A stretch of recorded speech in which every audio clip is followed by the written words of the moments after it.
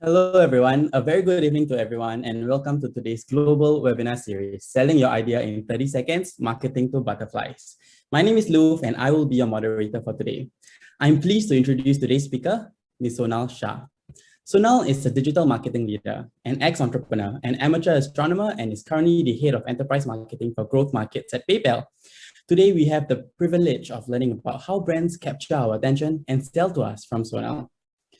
We would love to hear any questions you have for Sonal. So if you have any questions, please feel free to send it through the Q&A chat box. Please do note that we'll be answering your questions at the end of the sharing session. So without further ado, let's kick things off by welcoming Sonal. Sonal, please. Thanks, Luth, for the warm welcome. Thanks, everyone at SUSS for having me for this conversation. I'm really excited on this otherwise very gray Monday it's been today. And I'm looking forward to spending a few minutes talking to you about what I've learned on marketing and how can you really sell an idea in 30 seconds and what brands are doing to capture our attention. Just a quick check. You guys can see my screen and hear me okay? Luth, maybe you're the only one I can see. So everything in check? Okay, awesome. So I'm seeing responses here. Great, awesome. Thanks, Jose. I see a couple of other people saying yes, appreciate your response. I'll just start by sharing this, that usually we do these kind of sessions in person, but thanks to COVID for the last year, everything is turned online, which is, hey, oh, I'm seeing hi, sorry. Which is, it's nice when people are interacting on chat. At least I know that, I'm not just talking to a screen and I can't see your faces right now. So I'll get started right away. Okay, so isn't this the norm? Even right now, I'm sitting in front of my laptop. I have my phone right here. I've just taken off my smartwatch. Probably that's the only thing that's missing in this picture, right? Like we are all on multiple devices pretty much all the time. On an average, we might be on 2 or 3 devices. Sometimes there are people on 4 or 5 devices. So this is absolutely the norm. And in fact, it is this awesome technology and this pervasiveness of technology, which is letting us multitask, right? Like I can follow some friends on Facebook and, read some news there, stalk some brands or celebrities on Instagram. At the same time, get distracted by these amazing and funny and silly YouTube cat videos. And then make a lunch plan at the same time with friends and book a table at a restaurant on Chope, all the while researching when's the latest release of the new LV bag going to happen, right? So I can pretty much do this all the time. And it's this technology which is allowing us to, multitask so much, to be so productive, to keep in touch with everyone all the time, right? And it's no longer about age, gender, race, geography, ethnic backgrounds. The internet has fundamentally changed the behavior of every generation here. So on the call, I'm assuming many of you are just starting out your careers and, probably are in your first jobs. Many of you might be, young students. People like me have been working for the last 15 years. So this is really not about age. The internet has fundamentally changed the behavior of all of us. All of us act and react to devices and to social media in a very, very similar manner. So it doesn't matter whether you are 18 or I'm, 88. Fundamentally, we all expect instantaneous access to information, goods, service, products, response by brands, right? We are the impulse generation. I want it and I want it at this very second. I'm not willing to wait for anything else. And if anything is going to make me wait, I'm going to be a butterfly. I'm just going to flit over to something else, right? I'm going to pass my attention to something else. It's continuously fleeting. It's continuously shifting attention all the time. We all have ridiculously short attention spans. We have insanely high expectations from brands, from friends, from family, from pretty much any engagement we have online when it's coming to sales or customer service. And we demand instant gratification and instant excitement and joy. I don't think any of us are willing to, put in the work right now and wait for, put in the effort right now or place an order right now and get a delivery of our ordered goods like 30 days later, right? Like that's just a completely no-no. So in this situation, what do brands do? When all of us have had such fleeting attention spans, how do brands actually reach out to us, sell to us, convince us to give them our very precious attention? So if so far you haven't been looking at your screen and have not been paying attention, this would be a fantastic time to focus your attention on the screen where you're watching and listening into this webinar. I have a quick test for you guys. I'm going to share my screen. You're going to see a picture that's going to flash up, and you're going to type in the chat box what you exactly saw. All right, so if everybody's with me, I'm going to count down and I will show the picture. 3, 2, 1. Go. All right. I want to see responses. What did you guys see? All right. I'm seeing that's fast. Dog, dog and child, dog and girl in tub, bathtub, baby in a bathtub with a rubber ducky. Wow, Celine, that was amazing. Like you basically caught all the details. Yup. Super awesome. So this is the point I was trying to make, right? All of us have super fleeting attention spans, but the great news is cognition is really fast. A human brain needs less than half a second to notice and engage with advertising and trigger a reaction. That particular picture, if you're wondering, appeared for 0.4 seconds on your screen. And still so many of you guys got it right, which is incredible and definitely goes to prove the point that cognition itself is really, really fast. And this opens a wonderful window of opportunity for brands. If brands understand this, they can really leverage on this, right? So in the times when days look like this, when we are continuously scrolling on our phone, and I'm pretty sure many of you all are listening in and multitasking, and are you on your phone? And had I not been speaking, I would have been on my phone too. But this is pretty much what life is. There is an insatiable appetite to get new content, new information, something more exciting and engaging on your feed. And there's that constant need for that dopamine rush that, okay, I found something fun, I found something interesting, I found something exciting, right? When this is happening, what do brands do to capture our attention? And here's our attempt to breaking it down in 20 minutes on what are they doing. The first one is they're designing for the speed of the feed. What that essentially means is, in a day when I'm continuously going like this, how can a brand make me stop scrolling and make me notice what they have put out there? They're doing this by creating thumb stopping content. What that essentially means is I'm going like this, but something makes my thumb stop and I'm going to click on it and see what that is. So they're creating thumb stopping content and they're creating snackable content, which is really the way of capturing attention with your audience. I just have this one little slide to walk you through, how the thumb stopping content is mapped across, the user preferences. But typically when you, and also the brand messaging, but typically when you want to do, simple messages, something to just capture someone's attention, you don't want them to necessarily engage with it and spend hours with you on it. It's, that's when you use things like images, GIFs, short videos, a carousel ad. And as you go into more complex messaging, which is, longer, I want someone to process the story. I want someone to lean back, read what is on what my brand is saying. That's when you do things like stories, live and video. Typically your Insta lives or, other whatever channels you have, like the lives are, 15, 20 minutes at least. Videos are longer. So as a brand, you split your strategy as simple on the go content, which is thumb stopping. And then there is lean back content where you're taking the time to actually go through a long format video. Here's an awesome example. It's, I find this ad extremely engaging of a brand which is doing really good thumb stopping content. This is a simple ad, which is by Calm, the meditation app. It's one of those rare brands that is actually getting you to engage with the ad. So even if you let the ad be on your screen and don't click it, you can do a short 10-second meditation. This is one of a really, really good execution of a good thumb stopping content created by a brand. Let's look at this. This is another one. This is one, a couple of awards for creative.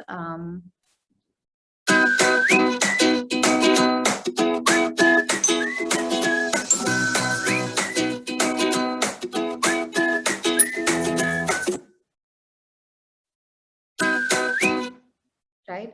So the first part is they're creating really interesting, engaging, short, quick content that we don't mind spending our time on, right? So that was from Nutella. If you look at that execution, beautifully executed, very unique, lovely use of animation, great music, something that will pique your interest and want to make you, want to stop and, at least look at it once or twice, right? So this is the first big portion of how brands do a good job of getting our attention. The second one is good brands are always listening to us, right? They're doing social listening. So they're seeing what their fans and their followers are doing online and how they are engaging the brand, how they're engaging with the brand and reacting to the brand. They're also monitoring trends, right? Something might be happening with their followers and their followers are now going after a new trend and they're doing sentiment analysis. So what does my audience think about me as a brand?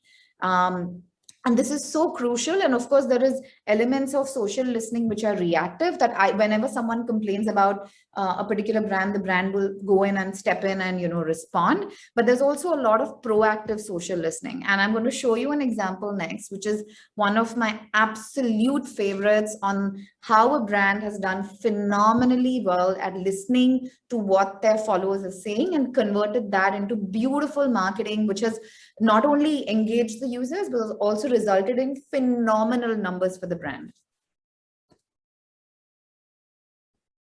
Yo soy Pablo Emilio Escobar Gaviria.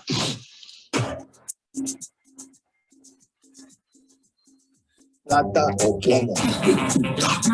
Plata, plata. Hijo de puta. Coma, patrón. Hijo de puta. Plata o plomo. ¿Es mi plata o no es mi plata? Soy muy berraco.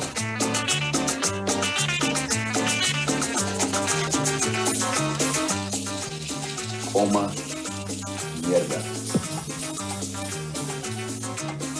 Coma, mierda. Pronounced, coma, mierda.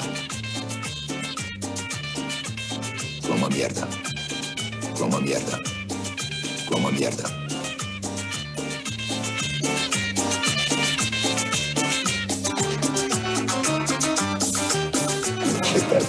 Maricadas, hágale. Malditos malparidos. It's something pretty common in Spanish. Malparido. Malparido. Malparido. Malparido. Malparido.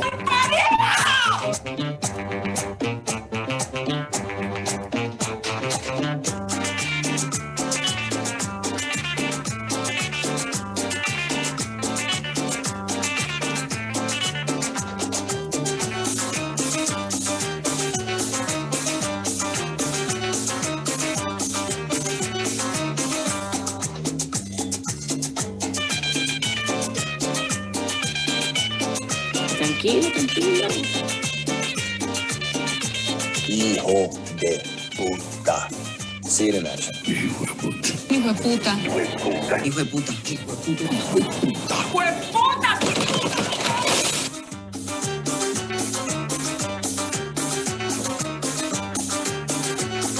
Que se muy berraco.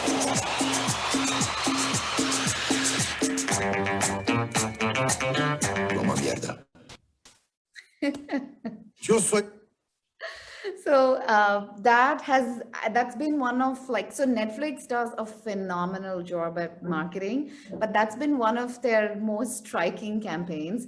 And if you go go on YouTube and search or just Google search narco Spanish lessons, you're going to find like hundreds of videos that the Starcast has created and teaching people how to use the Spanish slang in day-to-day life. And it's such a wonderful example of, a tiny spark that they would have seen on their social media, on what their followers or followers of Narcos are doing, and converted that into an entire campaign. And you saw the numbers, you saw the outcomes. They've had phenomenal views, they have phenomenal engagement, and that's what Netflix is about, right? They need to bring more and more subscribers. So the more people talk about Netflix, they're going to get more and more subscribers. So, that's really a very, very interesting thing that great brands do. So yeah, they're doing a great job at listening to us, right?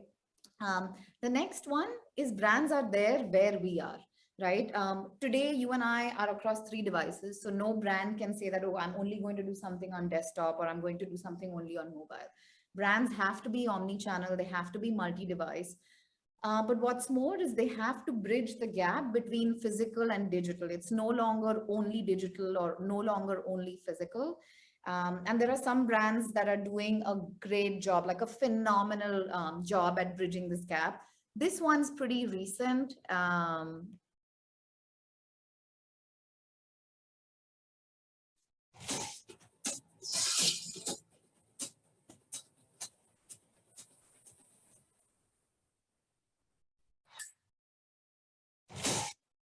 So really simple,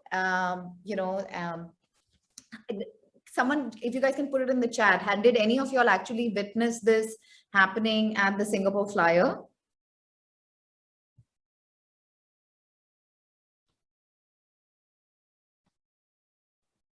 Yeah, so this happened, I think, around the 8th or 10th of March when they were launching Falcon and the Winter Soldier. And Disney is doing really like aggressive marketing to get Disney Plus memberships, subscriptions in Singapore. And this was a big draw from a television, rather like a series.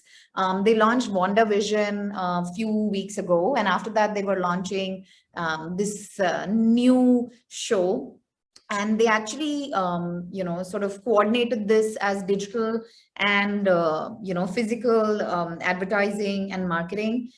So you'd see all these digital campaigns, and not only that, but they did this across multiple cities in the world. So if I'm not mistaken, they did it at London Eye, they've done it here, they've taken complete building facades and pretty much coordinated it down to the same day, not at the same time because of time zone differences, but it was a global launch of this particular television series. So that's one really good example of how brands are bridging the gap between physical and the digital world. And there are many such examples, and for the lack of time I haven't put too many there, but a simple one that you will see is you might go to an event or you might go to a store, and now QR codes are so common. You scan a QR code and it takes you to the brand's website where you can either transact. So great example, though not necessarily in Singapore, is Amazon Fresh. Amazon has stores in the US. You can go and scan the groceries and just add it to your cart, right? Without having to buy anything at the store itself. So that bridging that gap, and not only in terms of marketing, which is, messaging, but also in terms of delivery and customer experience is really, really important. The next things brands are doing is they're making it extremely personal and relevant to us. And this is something that I'm pretty sure all of us on the call has, experienced, right? Recommendations engines and personalization. When was the last time you received an email which said, hi there, right?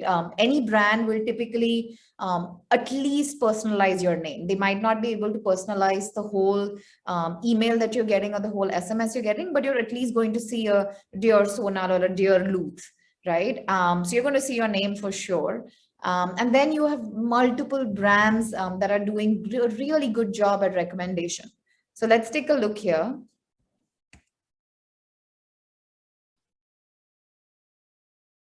Okay, this is really common, right? All of us are exposed to this. I'm sure almost all of us might be shopping online. So this is really, really common where you're seeing recommendations, you're seeing, people who bought this also bought that.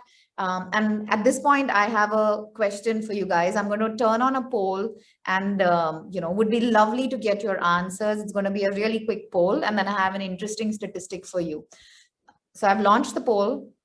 You should see it on your screen, and I'll read it out, so that you all can, in case somebody's missing it. Have you bought anything on e-commerce website or apps based on the product recommendations or prompts, like people who bought this item also bought this item?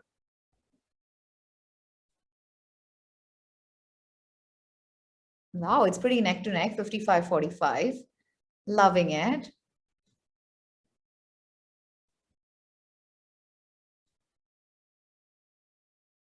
Awesome. I think I have responses from almost everyone. So I'm going to end the poll.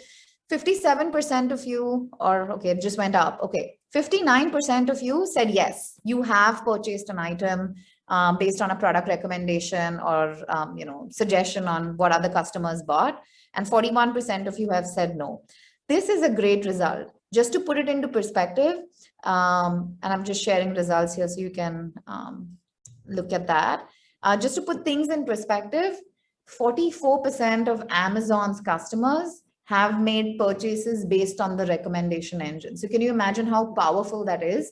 And this is, going beyond, advertising and communication. This is really adding value to a customer's life, and of course to Amazon, because you might be checking out with 1 or 2 or 3 products and you see something like this and you add 2 more products to the cart, right? So this is extremely powerful. While, this is not a poll, but can anyone just put in chat if you have any other ideas of brands, other brands who might be great at, recommendations? Oh yeah, ASOS, Zalora, that's right. So a lot of e-commerce here. Netflix, perfect. That's awesome. Awesome. All of you are right. There are many brands who are doing a great job, but let's look at a slightly more how do I say this? A slightly older brand and not a digitally native brand, Coca-Cola. They did this campaign. I think they started in Australia a few years ago, and then it became a global campaign, which was Share a Coke.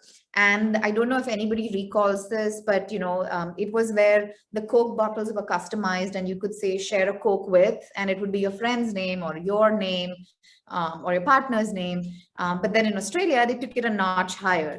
They had taken these billboards across the city, and you could at that point SMS your friend's name to a particular number, and they would have this appear live on that billboard in the center of the city and across multiple billboards.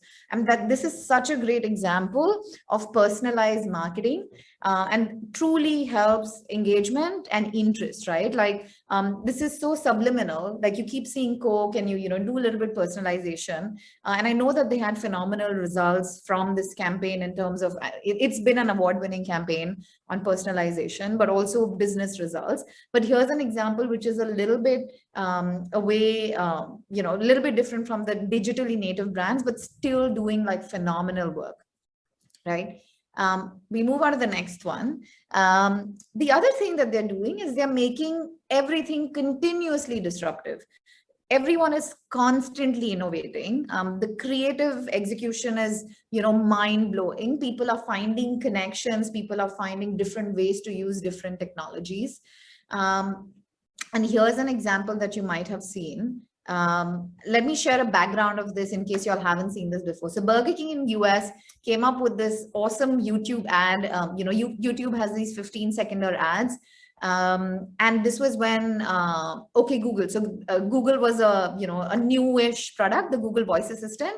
And this is what they did. And you can look this up. Of course, there was a little bit, backlash, but it was a phenomenally executed campaign, which has really paved the way for a lot of other innovations. You're watching a 15-second Burger King ad, which is unfortunately not enough time to explain all the fresh ingredients in the Whopper sandwich.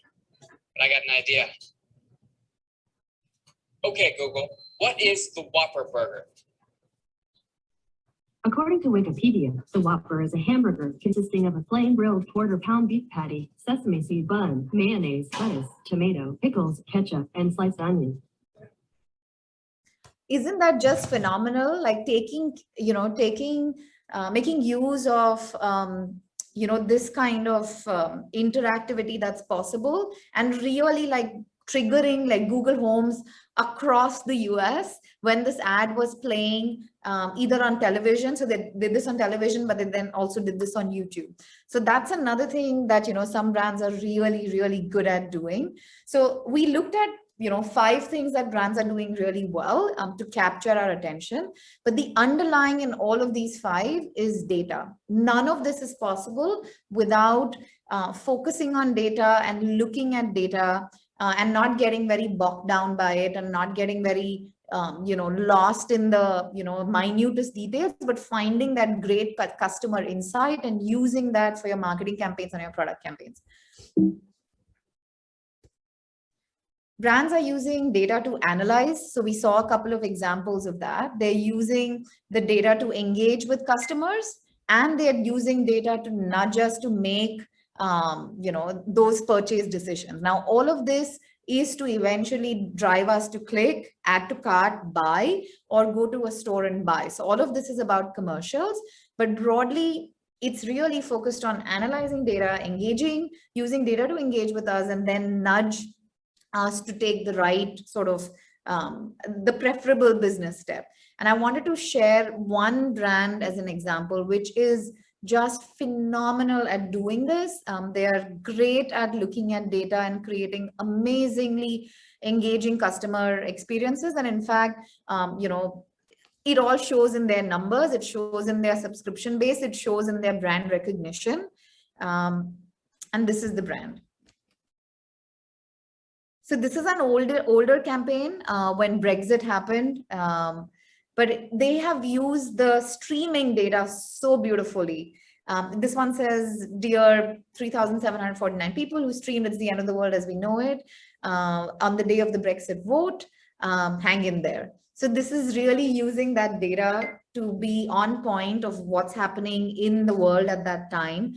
It's definitely attention grabbing. It also evokes a response, and it's also, it's also empathetic, right? So Spotify has, almost all their campaigns are extremely data driven. They have phenomenal strategies here. The next one is also from them. I'm sure many of you on the call use Spotify and subscribe. A couple of years ago, they started Wrapped, Spotify Wrapped, which was a customized sort of screen that you would see if you were a subscriber to Spotify, or even if you weren't. It would basically give you an overview of what are the top songs that you've heard this in the past year, what are your top artists, how many minutes you spent listening to music, what was your most favorite genre, and they do this year on year. They also send you reminders, hey, this was your throwback track, this was your most listened track.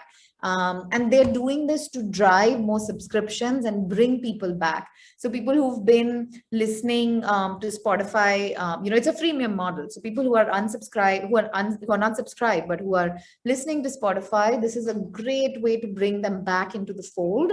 And get them to subscribe for Spotify. So I want to end my talk. It's been 30 minutes already. Time did fly, but I'll end my talk here. And just to recap, there's so much attention deficit right now.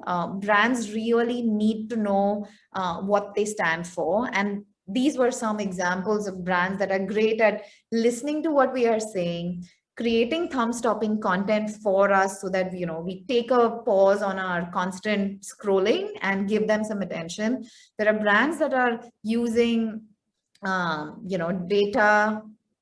Sorry, I'm seeing some questions come up here. Okay, so, there are brands that are using data beautifully to tell stories. There are brands that are omni-channel, and there are brands that are doing all of this. And the main thing is to keep in mind is data as your friend, as a marketer, and almost all this modern marketing, whether omni-channel or just pure digital, is actually powered by data. So we'd open it up to questions, Luth, if that's okay. I'm going to, I'd be happy to hear your thoughts, your suggestions. Let's make this a conversation. Thank you very much, Sonal. That was certainly interesting information we've learned today. So, okay, yep, let's move on to the Q&A session. So if you have any questions, please feel free to put it in the Q&A chat box, and then we'll read out your questions. So meanwhile, let me kick things off with a burning question we received from everyone. So, so the first question is, in this era of social media marketing and branding, what can one do to stand out from the rest?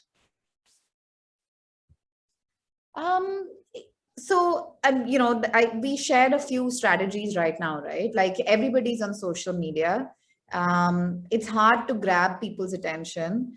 But depending on what stage of a brand you are, if you're just starting out, then monitor what your customers, or rather what your potential customers are saying and doing about your category, right? And you start social listening as your first tool to come up with content ideas that will keep people engaged. But as you evolve and as you become a bigger brand, or assuming it's a really large brand, it's a combination. You have to keep on top of trends. I don't know how many of you all were involved in this GameStop, this big thing happening on Reddit, and Redditors, blew up that stock in the NASDAQ. But yeah, like it's a combination of listening and really investing in creating good quality content, because you and I are not going to pause for any, suboptimal thing. So why would you expect as a brand that, a person is going to give you the attention just because you're asking for it? You have to earn the attention. Okay, that's interesting. Okay, we have one question from our audience, Jose. So Jose asked, do you think this instant generation will ever feel a sense of accomplishment? That's a deeply philosophical question. I can share my personal opinion. I think because this is, I don't know if you're referring to like impulse generation or you're referring to the millennials, but I feel like the millennials have a purpose. The Gen Z, the millennials have a purpose. I think they will find satisfaction and gratitude if they are able to connect with a brand which is authentic, which talks to their values. And personal satisfaction, I think, will also come from, really going out there and achieving what they think is priority. So it could be, saving the world, global warming, or it could be, I want to be an Instagram influencer. So I think the traditional notions of success are not going to apply to this generation. Okay. Cool. So we have another question from Celine, and Celine would like to ask, what are the touch points that we can get customer data without being overbearing? And it's especially for businesses such as F&B, where it's hard to get customer data. Yeah, that's a really good question. And Celine, maybe I'll come back to you in a little bit more detail when it comes to F&B, because I'll have to think about it.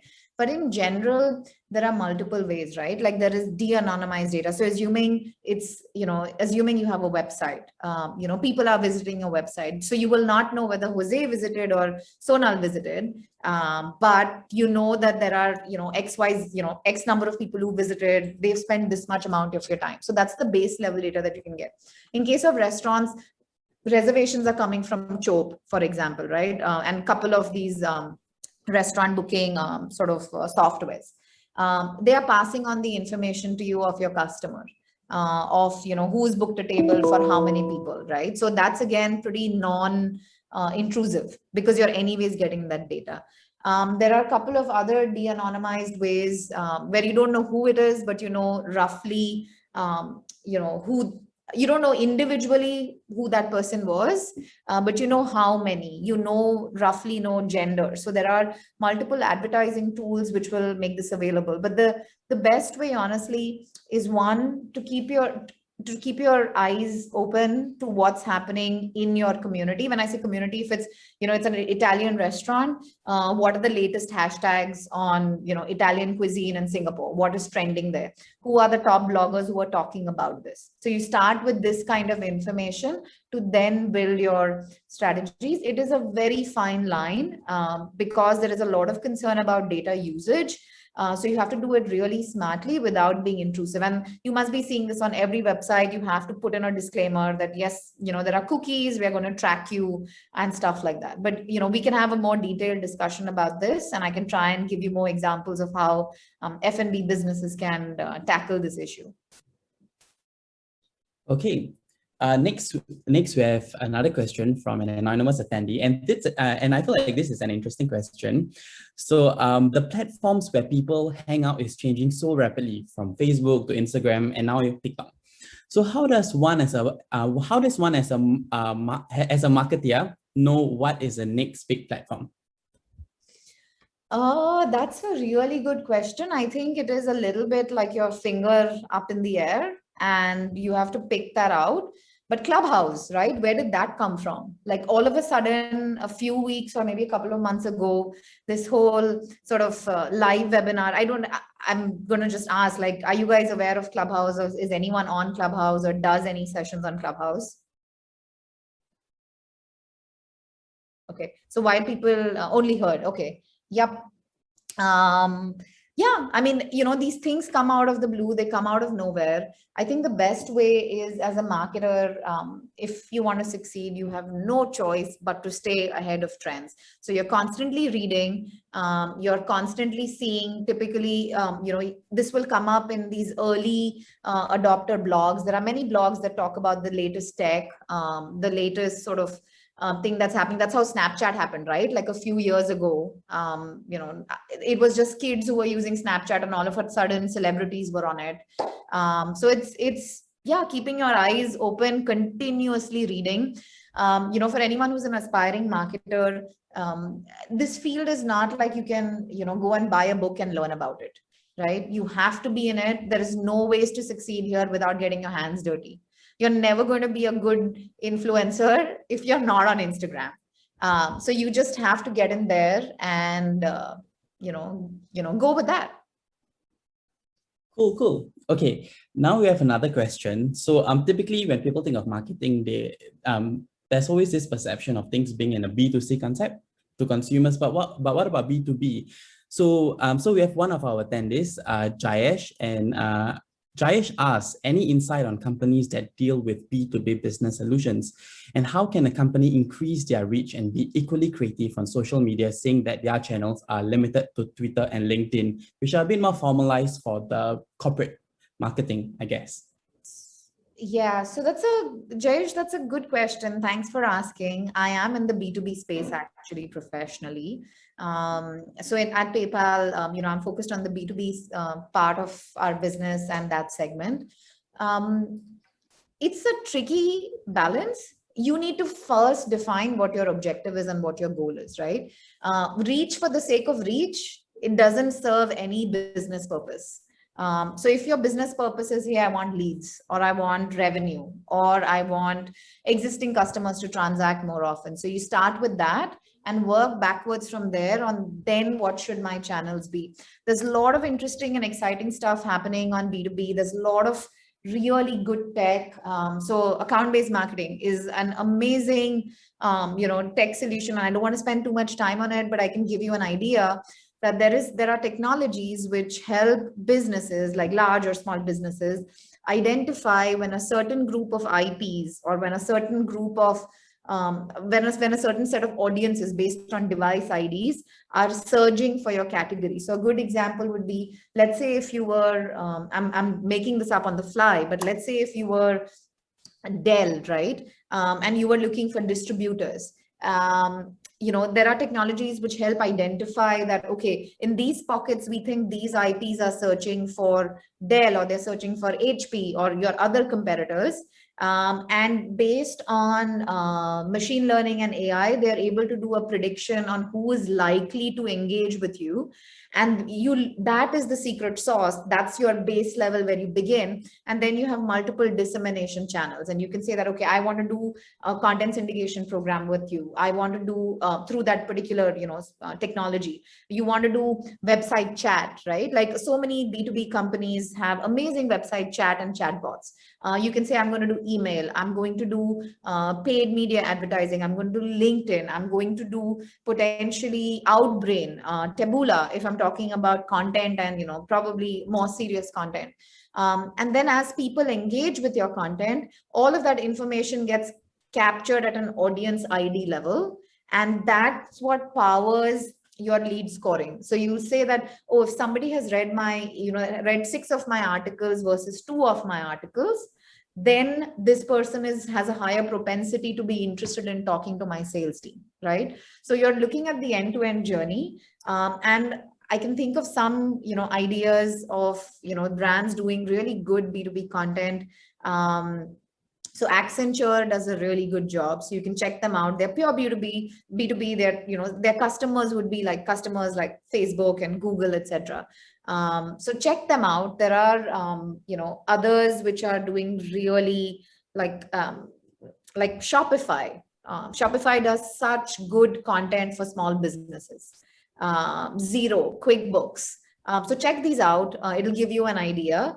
And creativity, what I shared today was a lot from a, quick, snappy messaging and advertising standpoint.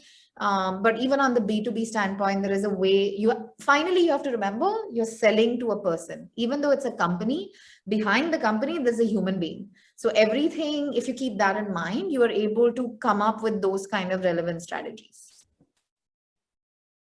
Okay. All right, so let's move on to the next question. So the next question is by Kaisha. So this, I guess, is a bit more of a general question. What are the skills that are important for marketers to adopt at this moment right now?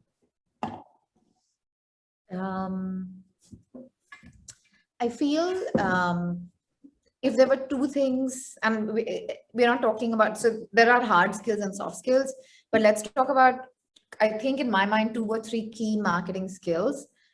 One is, I would say, the ability to tell very compelling, engaging stories.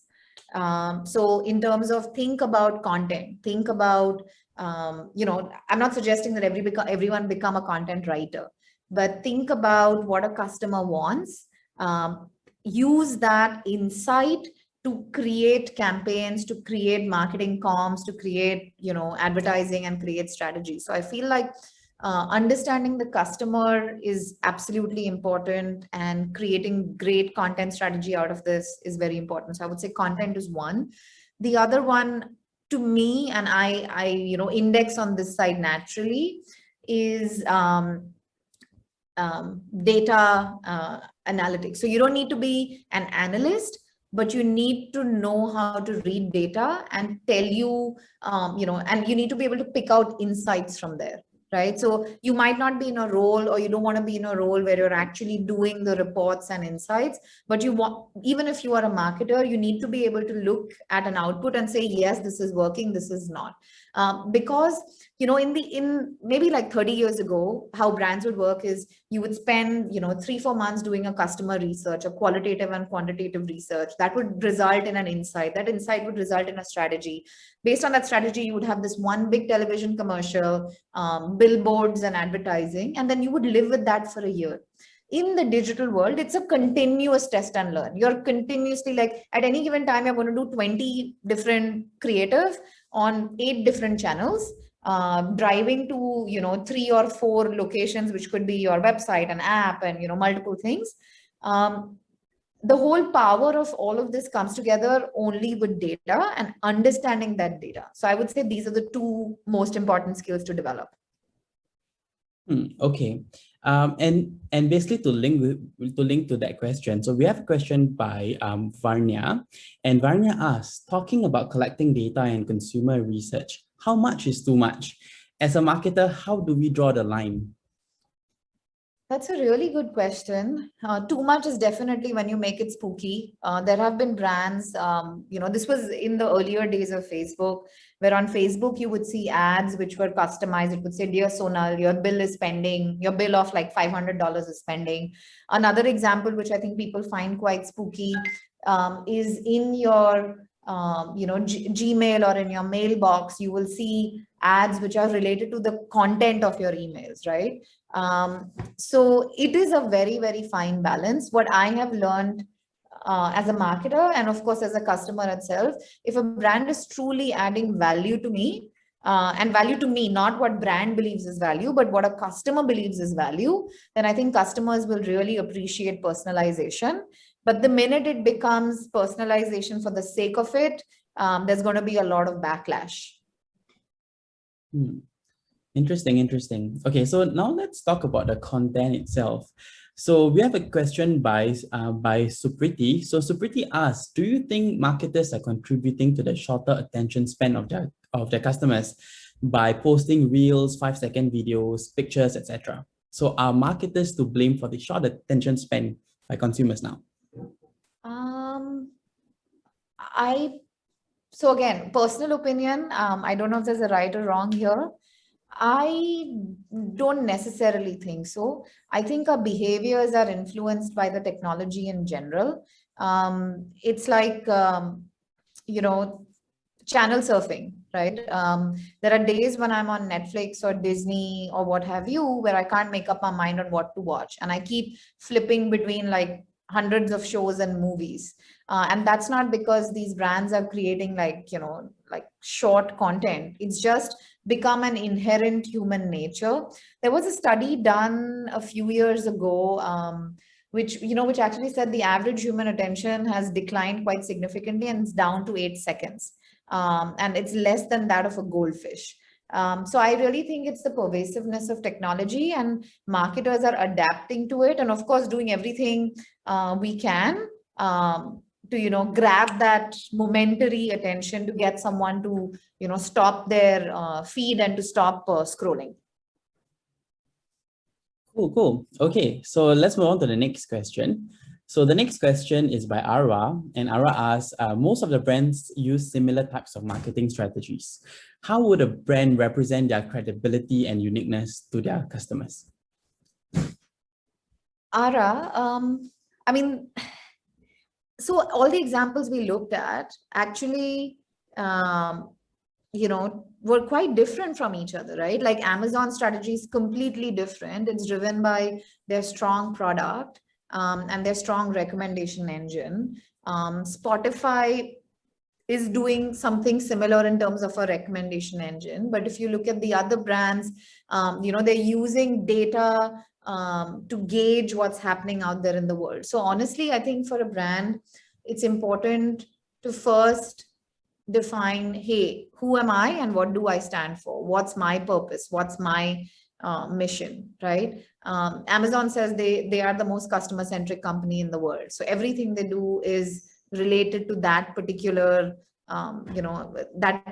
mission. So what is the company about? Then how do customers perceive it? And then everything else is a bridge into that. You will see, there are certain brands who market in a very specific way, which is like Stancy. You will see Standard Chartered almost never talk about their product. They will always talk about here for good, and they'll talk about how they're impacting the community. But whereas you might, look at another bank, which is HSBC, for example, so similar category, their advertising strategy and their marketing strategy is completely different. So I would say, the way to stand out is to, define who you are, define what your goals are, and then understand where customers are about you, what they think about you, and how you want to shift their perceptions. And then develop your marketing strategy based on that. I see. That's interesting. Okay, let's move on to the next question by Kim Singh. So Kim Singh asks, this method is more suitable for advertising on IT devices, as they are mostly used by the younger generation. So by this method, I'm guessing it's about digital marketing and all.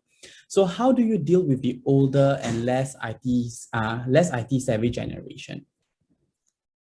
So that's a good question, but I would call your attention to, hey, we started the conversation. This is actually not about age. My parents are in their 70s and they're probably more tech savvy than anybody else I personally know. At the same time, I know, I have friends in my age group and younger who are not on any social media. So the first fallacy we would make as marketers and do ourselves a disservice is categorize this by age. It stopped being about age really long ago. It's now about behaviors. Now, if your audience is if your product is the kind and the audience is the kind that is not online, right? And it needs a physical sort of touch, then there are still so many ways to do unique marketing, that could happen in store. It could be from product displays, it could be from banners, posters, your traditional marketing, or it could be from swags, right? Like interesting everyday articles which are branded and sent over to you. And it could be related to community, right? People in a certain age group might hang around in communities, much like we do digitally in your groups. There are social groups which hang out in clubs and other community centers. That's a way to reach out to them. But I would strongly encourage you to not segment based on age. Demographic is a useful tool, but that's not the way that you're going to be able to get the best outcome for your brand and your marketing. Okay, so let's move on to the next question by Vadi Raja. So Vadi Raja asks, how would a medium-sized company create a personal touch to the customer or personalized marketing efforts, considering that they have limited budget and access to data? So Vari, I think this is a perception that doing all of this, and of course we looked at big brands because those are recognizable and those are what would engage an audience on a webinar. But it's a misconception that to do this, you need a lot of money. So there are multiple marketing SaaS platforms, tools. So I'm just throwing this out there, and there might be like millions more, but MailChimp, a lot of these SaaS companies have a freemium model that up to your first 1,000, email subscribers, it's free. And then it's after that it gets paid, right? And the paid is like $5 a month, $10 a month, right? So it's not a prohibitive cost. Even if you look at Shopify has a really, really cheap plan, right? Which is, maybe 10, 20 bucks a month. So again, not everything that we're talking about has to be very expensive. Google Analytics is free. You just need to implement the code on your website. So you will get that base level data. If you spend any money on marketing at all in advertising, all platforms give you data, right? And sometimes that's a really good way to get a gauge on what's happening in the world with limited budget. You have a $50 budget, you put $50, target an audience and see how it's reacting. Maybe you'll find that, hey, they're engaging and they're clicking and they're buying, and then you have more confidence in putting in more money. But if you can't afford to do that, then you look at your free tools, like I mentioned, like Google Analytics, and for personalization, of course, things like MailChimp and other email software. And then, of course, there are like, free chat bots that you can use. So I don't think cost would be a very prohibitive factor. I think it's important to get quite nifty with all of this new tech. Okay, cool. So next we have a question by Andrea. So Andrea asks, do you think that marketing should involve more information on being environmentally friendly and ethical? One example she quoted is basically the big brands have been under fire with regards to cotton being used from Xinjiang in China. So I'm guessing does the marketing industry have a CSR component in it? It's very interesting. In fact, so there are a lot of large brands that have come under a lot of flack for being unsustainable, and sustainability is one of my passions. And I know it only out of interest. And in fact, it was because this group of, there is a group called Fashion Revolution. They are sustainability warriors in the fashion industry. It's actually because of them that brands like H&M have had to pull back and make a commitment that they're going to source only organic cotton. So is this purely marketing? No. Is it the responsibility of every brand to be environmentally conscious? In my opinion, 100%. I'll give you an example of a fantastic brand, and I think personally, for me, this is one of my favorite brands. It's called Patagonia. They do this winter wear and basically, outerwear and outdoor wear, trekking gear, and basically, yeah, the adventure life gear. This company ran a campaign maybe 2 or 3 years ago during the Black Friday sale, when people are, saying, hey, 50% off, buy this and buy that. They put a campaign out which basically said, don't buy Patagonia products, or don't buy this jacket this year. And they have a free service where, well, it's partly free and then partly paid, but you can send your product, any Patagonia product, no matter how old it is, back to Patagonia for repairs. So they encourage repairs for every product. They patch things up, they sew things up. They put this on their Instagram all the time. And if a product is not repairable, they will save it from the landfill. They will recycle it and do another range of products from there, while they give the person who is returning that product, like maybe 20% or 40% off on their next purchase. So yes, there are companies which are using sustainability as a hook in their marketing communication. But to me, sustainability goes far beyond marketing. This is really about the ethos of a company. But marketing has the power to make the change. And look up Fashion Revolution, and you will see how these brands, or another brand I can think of, Ivanka Trump's clothing brand, shut down before the previous elections because she received a lot of flack for unsustainable practices, not very fair trade. Other brands that have come under scrutiny are like the likes of Louis Vuitton and some of these luxury brands for using crocodile leather illegally. So yes, it is coming up, but it's to me, it's far deeper than a marketing thing. Marketing can play a role. Okay, cool. So so we have our very last question, and this is an anonymous question. So the question asks, the Singapore government has always tried to stay trendy by using memes to market their ideas, but it's always cringy. How do you not appear to be relevant and instead, how do you appear to be more relevant instead of try hard? So maybe from my understanding is when I'm actually scrolling TikTok, right, then I see ads from the Singapore government. So it seems like they are trying to get on the trend, but not really in the trend. So maybe, do you have any pointers, how can brands or bigger brands stay relevant, appear to be staying relevant? Stay authentic. Don't be what you are not. You're bound to fail. If you're not the cool guy, don't be the cool guy. If you're not the brand which is about social issues, then don't, take that stand. Because the thing is, all of us are so quick to come down on brands and companies. The internet is very transparent. You can catch intentions and authenticity, especially from brands, very easily. So I think the only way to do it, and you make one mistake and it's a public mistake and you get flack from thousands or millions of people. Stay true to your brand, stay true to yourself, and be absolutely authentic, and present yourself how, think of how a customer would perceive you and present yourself that way. So I would say trends, it's like this, right? Do you want to be in fashion? Do you want to be fashionable or do you want to be stylish, right? It's that difference, right? You shouldn't worry too much about being on trend. Imagine, I work, let's say, if you were in a bank and the latest trend was, I've seen these TikTok videos, dance videos. A bank has no place doing that, right? They'll do it and they'll be made fun of.